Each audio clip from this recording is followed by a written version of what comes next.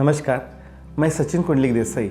मैं महाराष्ट्र की जिला परिषद कोल्हापुर में विद्या मंदिर भाषा समूह इस पाठशाला में एक अध्यापक के पद पर काम करता हूँ। आज मैं आपके साथ मेरे इस 15 साल के करियर में आईसीटी का कैसा महत्व रहा, आईसीटी के साथ मेरी कैसी जर्नी रही और आईसीटी के बारे में मेरे फ्यूचर प्लान्स क्या है, इस विषय पर बात करना चाहता हूँ। आईसीटी में काम करते वक्त मैंने 2 चीज़ें ध्यान में रखी। एक, मैं जो भी कुछ काम कर रहा हूँ उसका उपयोग ना सिर्फ मेरे स्कूल के बच्चों के लिए हो, बल्कि राज्य के और देश के सभी बच्चों के लिए उसका इस्तेमाल होना चाहिए।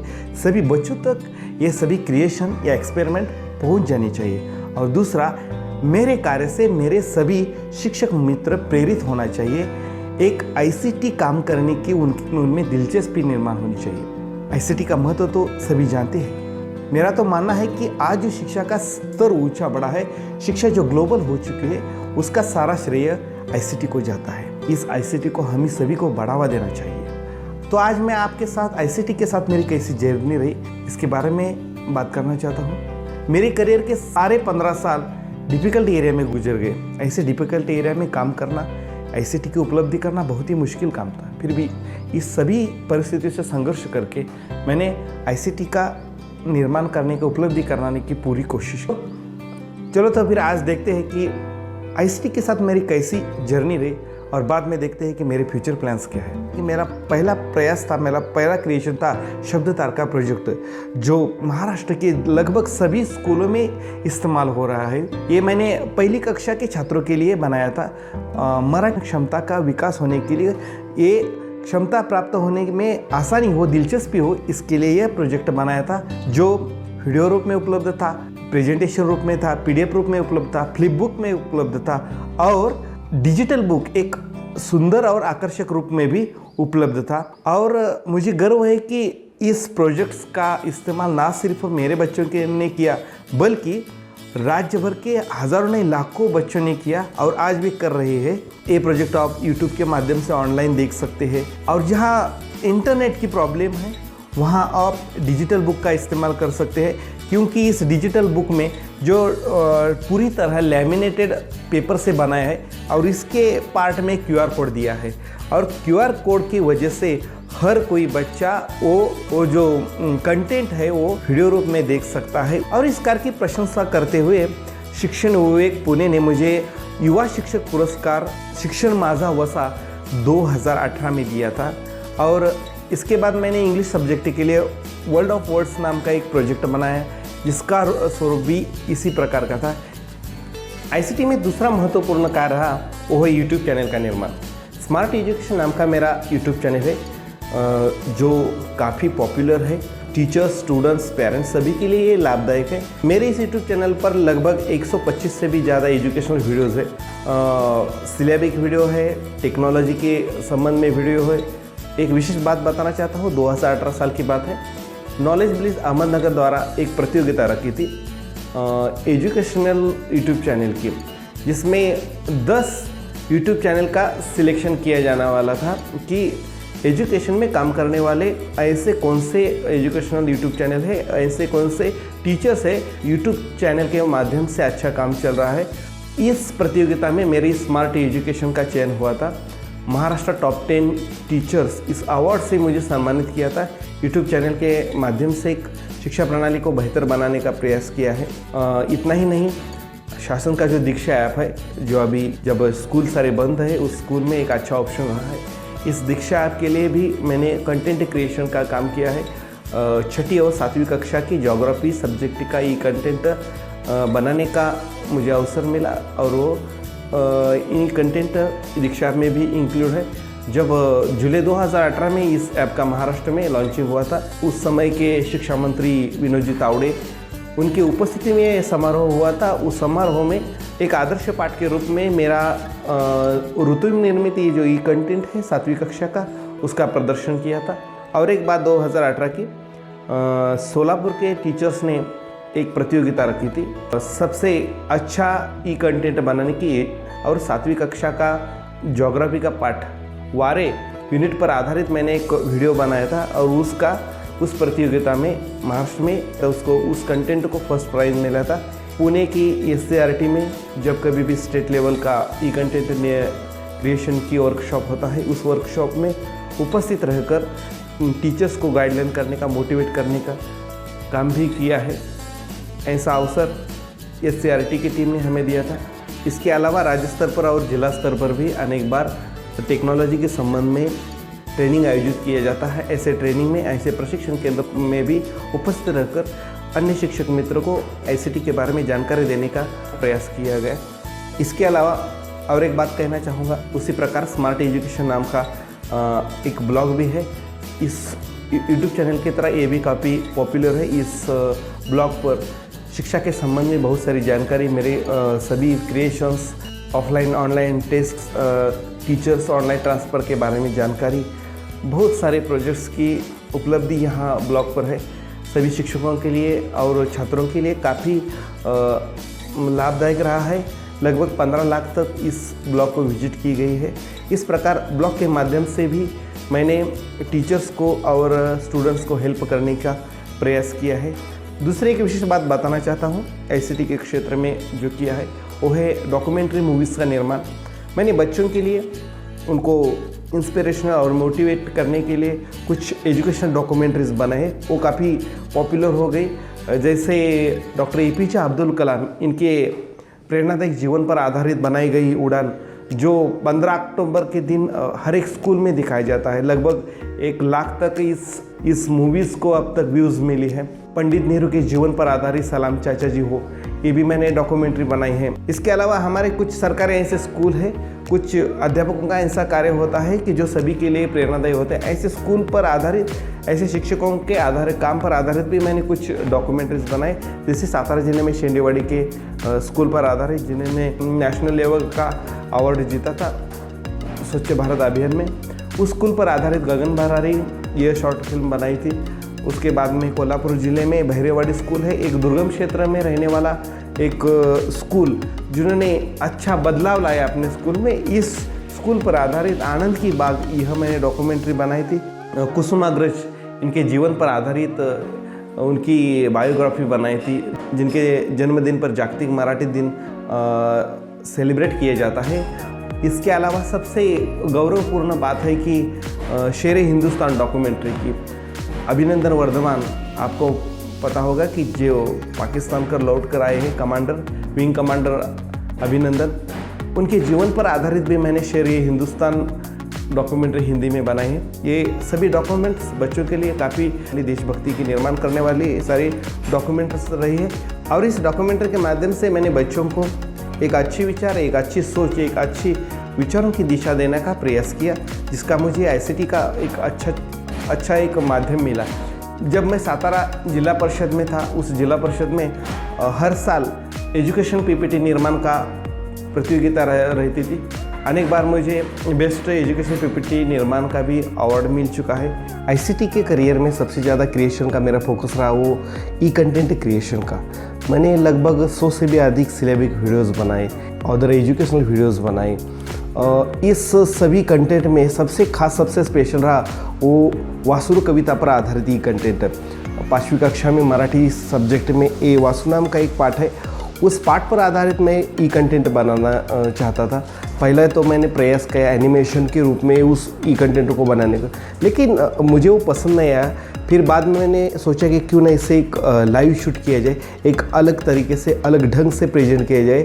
और उस वक्त मैं ज़िले के सबसे डिफ़िकल्ट गांव में काम करता था, औंडी धनगरवाड़ा, और उस गांव में बहुत सारे गाय थे और गाय के बच्चे थे। तो मैंने सोचा क्यों ना इस गाय के बच्चों को ऐसे जंगल में छोड़कर शूट किया जाए। गाय के बच्चे के साथ हमने दिन भर शूटिंग किया और एक ज़बरदस्त एक लाइव कंटेंट का क्रिएशन किया गया। काफ़ी लोगों को, काफ़ी बच्चों को ये पसंद आया। इसके बारे में बताना चाहता हूँ कि आज तक लगभग 6 लाख लोगों ने इसे देखा है, व्यूज़ पूरा हो चुके हैं। और एक एक्टिविटी प्रोजेक्ट के बारे में बताना चाहता हूँ। बच्चों की स्पीच डेवलपमेंट के लिए जो मैंने क्रिएट किया था, बालकांचे वक्तृत्व विश्व, मराठी में ये प्रोजेक्ट था। बच्चों के स्पीच डेवलप करने के लिए, उनमें कॉन्फिडेंस निर्माण करने के लिए ये प्रोजेक्ट था। एक सीरीज़ थी ये, जिसमें अच्छे विषयों के आधार पर कुछ स्पीचेस छात्रों के पार्टिसिपेशन रिकॉर्ड की गई। सभी पार्टिसिपेट बच्चे थे, उनकी रिकॉर्डिंग लेकर एक अच्छा डेमो स्पीच का डेमो बनाया गया विविध विषयों के आधार पर, और वो सभी स्पीचेस स्मार्ट पीडीएफ में भी बनाई गई और पीडीएफ के माध्यम से सभी छात्रों तक कि आसानी से सारे आइडियल स्पीच पहुंच गए।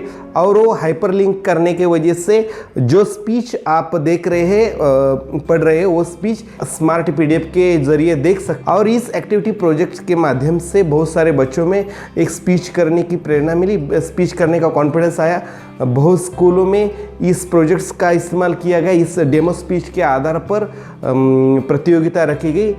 इसी प्रकार ज्योग्राफी सब्जेक्ट में इंटरेस्ट बढ़ाने के लिए एक अलग वेब सीरीज़ मैंने शुरू कर दी थी जिसका नाम था लेट्स फ्रेंडशिप विद ज्योग्राफी।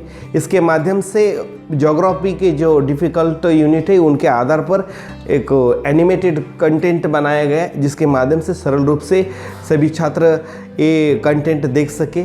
इस एजुकेशनल सीरीज़ का लाभ राज्य भर के अनेक छात्रों ने किया। और एक विशेष बात मैं आपको बताना चाहता हूँ, छत्रपति शिवाजी महाराज जी जिनका कार्य न सिर्फ हमारे राज्य के लिए, देश के लिए, बल्कि सारे विश्व के लिए प्रेरणादायी है।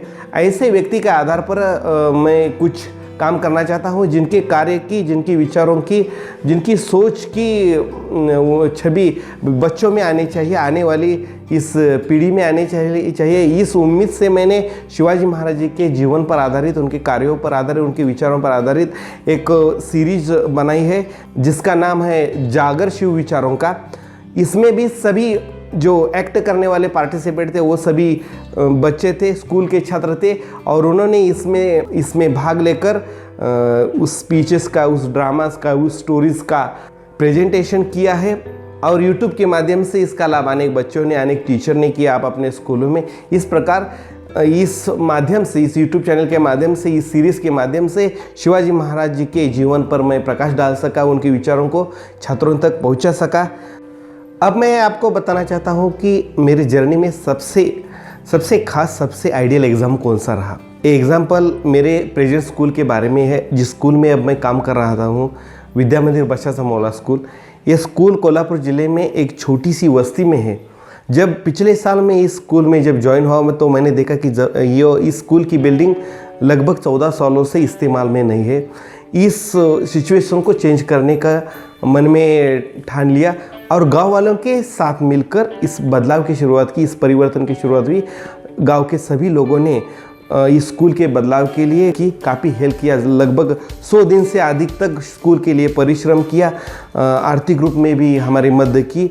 और ये जो हमारा सारा काम रहा, सारा बदलाव रहा, सारा परिवर्तन रहा, वो मैंने शूट करके इस पे आधार पर एक वेब सीरीज़ बनाकर यूट्यूब चैनल के माध्यम से प्रसारित की। और इसका एक अच्छा लाभ ऐसा हुआ कि महाराष्ट्र भर के अनेक टीचर्स ने इस काम से प्रभावित होकर अपने अपने स्कूलों में इस प्रकार के अपने स्कूलों में बदलाव लाने की ठानी। इतना ही नहीं, इस वेब सीरीज से प्रभावित होकर देश के अनेक टीचरों ने हमारे स्कूल के लिए ऑनलाइन तरीके से आर्थिक सहायता भेजनी शुरू कर दी। लगभग 1.5 लाख तक की सहायता हमें ऑनलाइन रूप से प्राप्त हो चुकी है। इतना ही नहीं, गांव के समाज के लोगों ने इस वेब सीरीज से प्रभावित होकर स्कूल को मदद भेजना शुरू कर दिया। और इस तरह हम स्कूल के डेवलपमेंट के लिए लगभग 10 लाख रुपए इकट्ठा कर सके। इस प्रकार एक अलग और हिस्टोरिकल कार्य इस वेब सीरीज के कारण हुआ। इस प्रकार स्कूल में अब एक डिजिटल क्लासरूम बनाने के लिए इसका भी बहुत अच्छा उपयोग हो रहा है।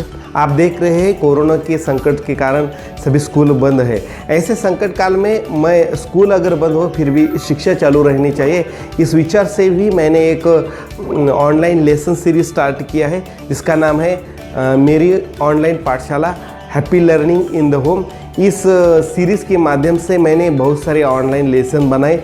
जो इस सीरीज़ में आपको एनिमेटेड वीडियो में लेसन देखने मिलेंगे जो बहुत ही डिफ़िकल्ट कंटेंट है। वो कंटेंट पर आधारित मैंने एनिमेशन रूप में लेसन बनाए। वो देखने के बाद घर में बैठकर भी बच्चे अच्छी तरह से सीख सकते हैं। और ये सारे लेसन मैंने यूट्यूब पर अपलोड किए हैं।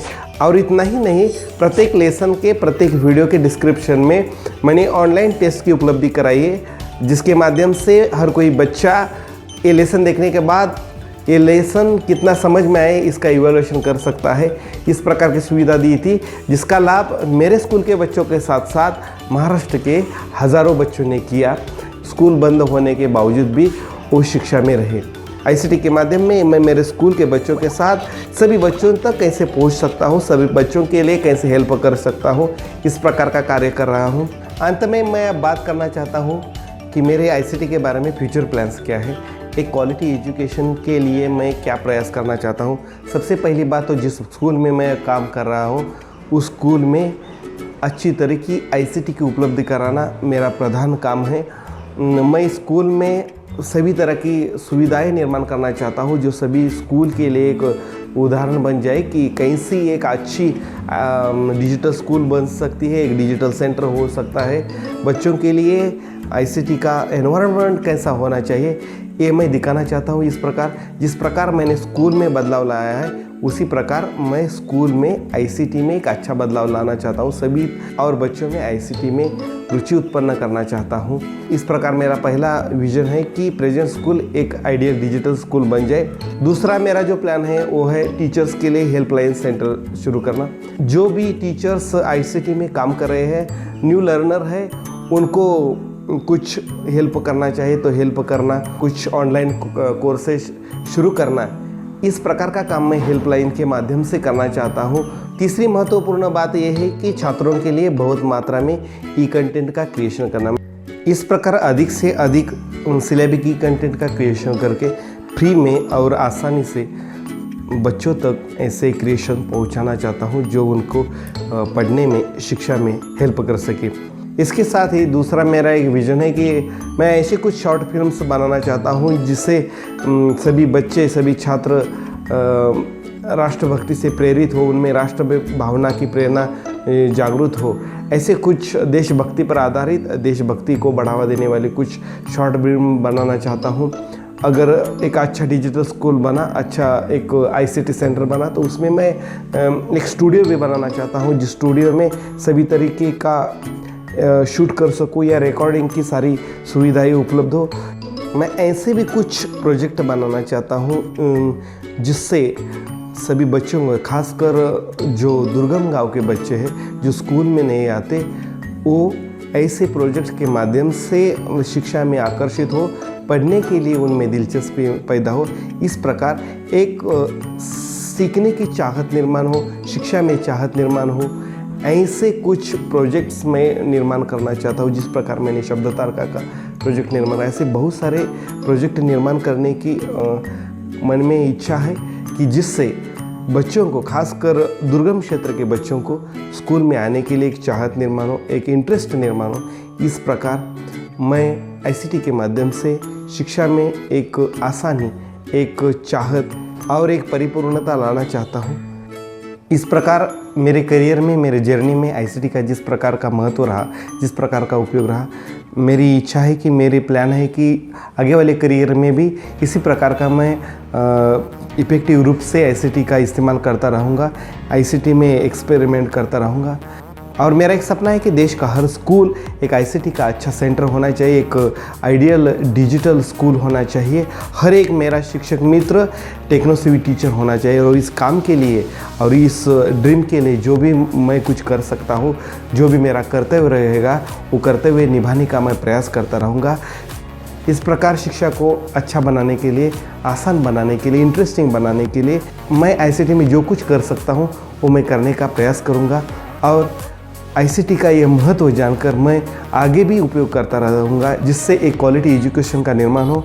और इसी वजह से मैं हमेशा ICT का प्रचार और प्रसार करता ही रहूँगा। धन्यवाद।